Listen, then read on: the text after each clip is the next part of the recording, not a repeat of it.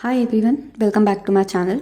सबसे पहले तो आप लोगों को बहुत बहुत थैंक यू। आपने मेरी स्कॉर्पियो असेंडेंट वाली वीडियो को इतना पसंद किया, इतना लाइक किया, उसके लिए बहुत बहुत शुक्रिया। आज हम लोग बात करेंगे मून, चंद्रमा की। जब मून हमारे हॉरोस्कोप में फर्स्ट हाउस में होता है तो वो क्या बेसिक बातें हैं जो हम प्रिडिक्ट कर सकते हैं इस पोजीशन से, वो चीज़ आज हम डिस्कस करेंगे। पहली बात, ये फर्स्ट हाउस होता क्या है? फर्स्ट हाउस होता है आपका फेस, आपकी ओवरऑल पर्सनालिटी।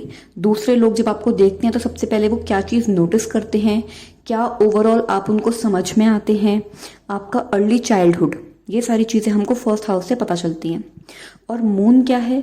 मून है हमारा मन, माइंड, इमोशंस, आर्ट, ब्यूटी, हमारी माँ, और हम क्या और कैसे सोचते हैं, हमारी कंसंट्रेशन की कैपेबिलिटी, ये सारी चीज़ें हमको मून बताता है।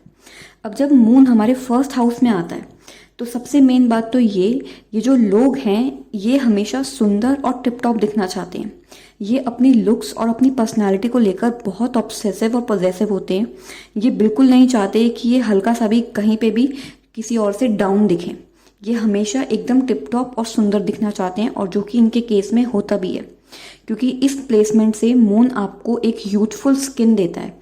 इन लोगों की जो स्किन होती है हमेशा यूथफुल और काफ़ी फ्रेश लगती है। ये अपनी उम्र से बहुत ज़्यादा छोटे लगते हैं।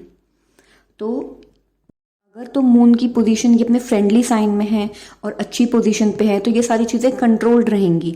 लेकिन अगर मून अपने फ्रेंडली साइन में नहीं है तो ये सारी चीज़ें थोड़ा ओवर हो जाती हैं और इंसान को थोड़ा सा सेल्फिश बना देती हैं।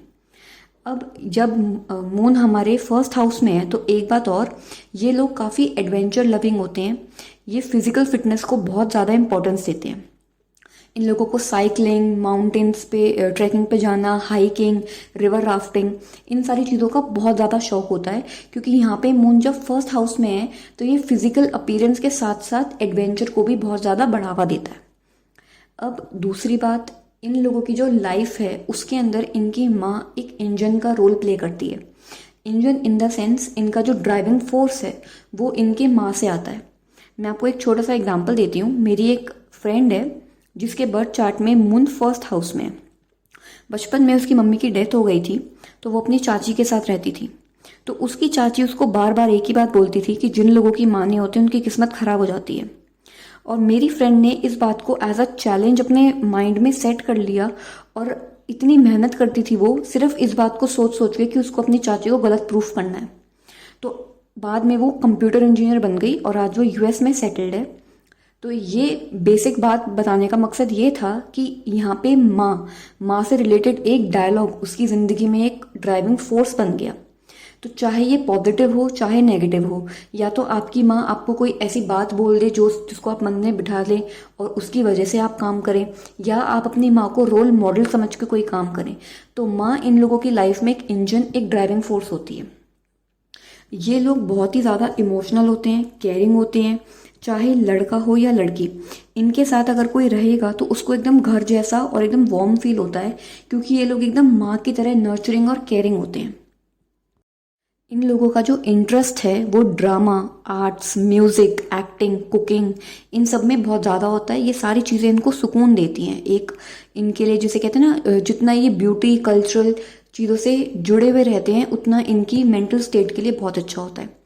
अगर जो ये प्लेसमेंट अपने अगर यहाँ पे मून डेबिलिटेटेड है, नीच का है, या एनिमी साइन में है और राहु या केतु इसे एस्पेक्ट कर रहे हैं, तो ऐसा इंसान बहुत ज़्यादा एंजाइटी और डिप्रेस रहने लग जाता है। इन लोगों को लगता है इनकी लाइफ में इनके मूड स्विंग्स की वजह से इनकी लाइफ ख़राब होने लग जाती है, और काफ़ी इनको लगता है कि एक जगह पे स्टक हो गए हैं, और बार बार इनके साथ उतार चढ़ाव बढ़ते रहते हैं, क्योंकि जो मन है चंचल हो जाता है, एक जगह पे टिके नहीं रहते हैं। कभी सोचते हैं आज ये चालू कर लेते हैं, फिर सोचते हैं नहीं हमको ये करना चाहिए। तो ये जो चंचलता है, एक जगह स्थिर नहीं हो पाना, अगर ये मून खराब पोजीशन में है, नीच का है, तो ये सारी चीज़ें भी देखने को मिलती हैं। इन लोगों का जो लाइफ पार्टनर होता है बहुत ही इमोशनली स्टेबल और प्रैक्टिकल होते हैं, क्योंकि यहाँ मून डायरेक्टली सेवेंथ हाउस को देख रहा है। इनकी मैरिज और लव लाइफ काफ़ी बैलेंस होती है और सक्सेसफुल होती है। बस अलग अलग साइंस में जो ये पोजीशन है कुछ चेंज हो सकती है, कुछ चीज़ें बढ़ सकती हैं, कुछ कम हो सकती हैं। बाकी ये एक ओवरऑल फ्रेमवर्क था तब का, जब मून हमारे फर्स्ट हाउस में होता है। आई होप आपको ये वीडियो पसंद आएगी। प्लीज़ इसे लाइक और मेरे चैनल को सब्सक्राइब ज़रूर करें।